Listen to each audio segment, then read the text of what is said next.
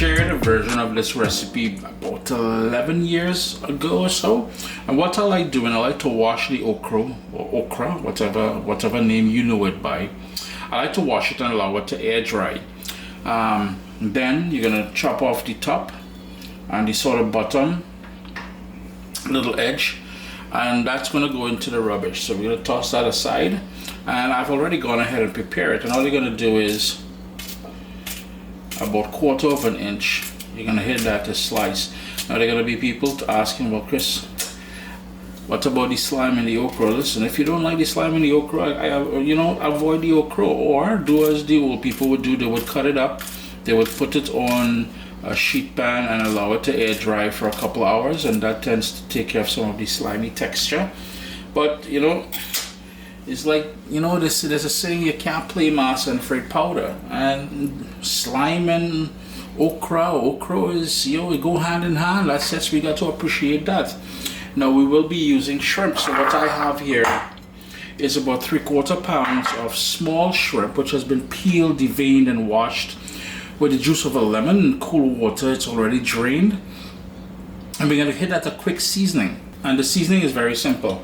I want about a tablespoon of olive oil, and I'll show you why in a second we need that olive oil. We'll need some salt, some curry powder, a bit of Caribbean green seasoning, and the full recipe will be available, printable, at caribbeanpot.com within the next 24 hours. So just those 3 things, but you know what, actually I'm going to add a bit of black pepper to that as well. So I love the flavor of black pepper and things. With that black pepper in there, all we need to do now, so we've got salt, a bit of curry powder, some Caribbean green seasoning, and black pepper, and all we want to do is give that a stir just to incorporate everything, and we're going to let that sit for about 5 minutes, nothing more.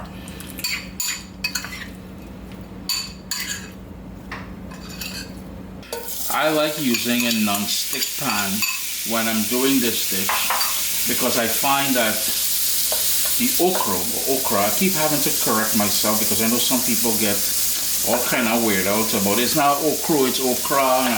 I am from the Caribbean, that is how we say it, and my heat is on medium, and this is why we added the olive oil to the shrimp. Not only did it help coat the shrimp with the curry powder and the green seasoning, but it helps us to quickly cook it. I'm going to turn my heat up ever so slightly because I don't want to cook this for long, just a couple minutes, and we're going to take it out. But what I'm trying to get to is that in cooking okra, it takes up a lot of oil. So by using this non-stick pan, I'll have to go in with another couple tablespoons of oil in here, but it means I'm not using 4 tablespoons. I'm using olive oil, coconut oil, vegetable oil, your favorite oil. You rock that, all right? But again, just a couple minutes, 1 minute aside, and then you're going to take it out and set it aside for later, because the last thing we want to do is to overcook the shrimp. It changed color on me. Notice it's starting to go a bit pink. It's starting to curl, which I know means it's starting to go beyond where I want it to be. So I'm going to take this off, and I'm going to just put it aside, set it aside for later. In the very same pan, we got all that lovely shrimp flavor in there, and this is why we started with the shrimp first. Now, you can fry the okra first and then add the shrimp to it, but I find by doing it this way, I get all that lovely fish, that shrimp flavor. Just added, that extra little, man, I'm telling you, it's all about building flavors, right? And if you understand flavor and where flavor comes from, you will know where I'm coming from with this, right? At this point, boom, okra. And we're gonna maintain a medium heat here because, and notice how dry it is? That is because I washed it and air dried it before we sliced it. But maintaining that high heat means we're gonna cook it without allowing, and this is why I like a wide pan also. So not only am I using a non-stick pan to cut back on the amount of oil, but I'm also using a wide pan so it doesn't have to stack up on each other, because what happens at that point, it creates steam creates slime because of the moisture. I'm gonna add a bit more black pepper in here. We'll need salt, but I will add the salt a little bit later on because that salt is gonna pull out moisture, and again, moisture is going to cause it to go even more slimy. We also need to add onion, garlic. I don't like the garlic, nice big pieces, because later on I wouldn't mind. I love garlic, let's just say I love garlic. So later on I love getting pieces of that sort of fried garlic in there. Of course, optional, but I love some chopped up Scotch bonnet pepper in there. That's gonna give it a nice spicy kick. If you don't want that, well, I use an entire Scotch bonnet pepper with seeds and everything. If you want to cut back to your own liking, of course, you can go ahead and do that. Did that to stir, and we're maintaining the heat. We're not covering the pan because, again, we don't want to create that moisture from the steam, yeah? What we're trying to do now, and you have two options here, and we'll talk more about it later on, but basically you can cook this down until, yo man, it goes nice and black and dark and golden edges, or you can cook it to maintain some of the texture of the okra. In my case here, I'm going to get some of that dark golden edges and stuff like that. Some of it may even be black, but small thing. What I'm doing is trying to spread it out using the sides of the pan to help cook it as well. But again, maintain that heat and don't put a lid on it. It's been about 7 minutes, and what I'm trying to not do is over stir it too much, because I want that charred sort of action to happen, and I'll show you what I'm talking about here with this little guy. Notice the sort of charring action that's happening there? That there. And you know, the smell reminds me of being a small boy on the islands. Just a little fella and mommy making fried okra.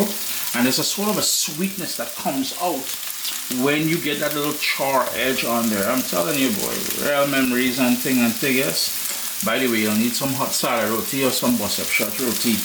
Both roti recipes, yeah, all I man drop roti recipes a millennium, yeah, long time ago. CaribbeanPod.com, from bus-up shot to salad roti to pepper roti to, yo, dal puri. Website, CaribbeanPod.com. It's been about 25 minutes. I'm going to go in with my salt now. And later on you can adjust it after you add the shrimp, because remember the shrimp was seasoned with salt. So later on, in about 5-10 minutes or so, it's trying to get to where I want it to be. We will add back the shrimp in there, give it a minute or so, and then you'll taste it, shut off the stove and adjust it. It's been 27 minutes in total now, and here's where, if you wanted to stop, add the pre-cooked shrimp, give it a toss, taste it for salt, warm it through, and shut off the stove. That is cool, but I want it to go just a little bit more for my own personal liking. I just want, you know, maybe 80% of it is sort of charred, that sort of charred golden. I'm not sure what color is showing up on camera there because of the lighting, but I just want it to go a little bit more. So at this point I'm going to keep stirring it because I don't want it to burn, but I do want to pull out some of that nice natural sweetness of the okra. Yeah, so I'm going to give this about 3 minutes more, and I'm just going to keep stirring. Notice all of the oil is gone there. It's time to suck up all of that oil and stuff like that. This is why it's important, in my humble opinion, that you use a non-stick pan. I'm going to go back in with all of that lovely shrimp. It wasn't the same bowl that I marinated it in. No big deal if you're worried about cross-contamination and stuff like that, because we're going to give it another minute or two to go back to and heat up. The reason why I like adding it back in here is because the juices it will let go is sort of pick up any remnants of that curry powder and the Caribbean green seasoning that we seasoned it with. Sup, soldiers? Listen, if you enjoy this recipe, I'd really appreciate it if you hit subscribe and click that bell notification thing. If you've made the recipe, take a picture and send it to me. Email address down here. I mean, trying to tell people the email address, them butts will take the address and do all kind of thing with it. And tag me on Instagram at Caribbean Pod.